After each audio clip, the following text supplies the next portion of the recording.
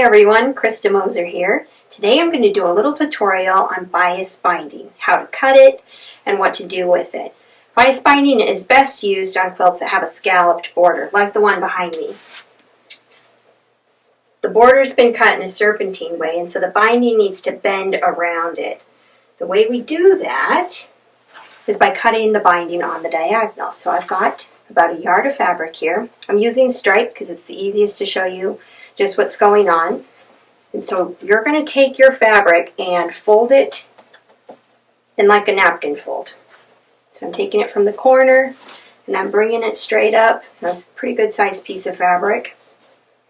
You see what's happening here to this edge. This is the 45-degree angle edge. I've pressed it into a nice sharp crease to get ready for this process.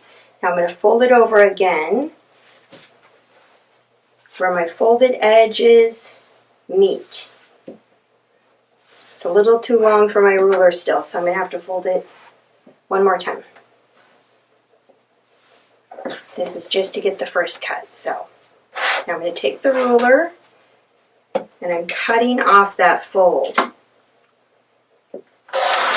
So this is junk, just like that. I'm going to separate these pieces out so it's not so thick. We'll just work with the smaller of the two. Set that one aside. So here we have the 45-degree angle. And notice how these stripes are now at the diagonal. So I'm going to line up my fresh cut edge and get it just so. Match those up now. I'm cutting my binding strips 2.5 inches. So from here, use my 2.5 inch line along the edge of that fabric. I'll cut that. Do another strip. And maybe one more just to get us started. Okay. Now see how these strips all have this diagonal pattern and they have quite a bit of stretch to them? That's because they're cut on the bias. So they're easy to manipulate. They curve, they bend. We're going to sew these together end to end. In this case, you can sometimes get a pretty good match like that. You've got these two angles. You might want to trim the salvages off, but this is the way you would line them up. You'd stitch your 1/4 inch, trim down the selvage, press that open. The next one to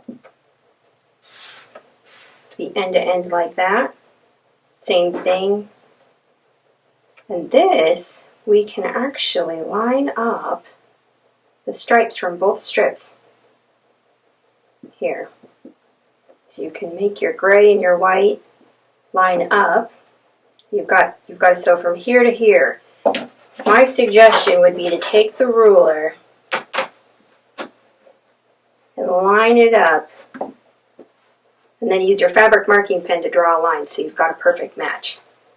You can glue based or just use straight pins, whatever works. Once you've sewn all your strips end to end, you take them and you'll iron them in half like this. See how cute that is? The diagonal. So you'll iron it in half. It's got quite a bit of give to it. You can bend it. It'll curve around both directions and then fold and fold. So this is great.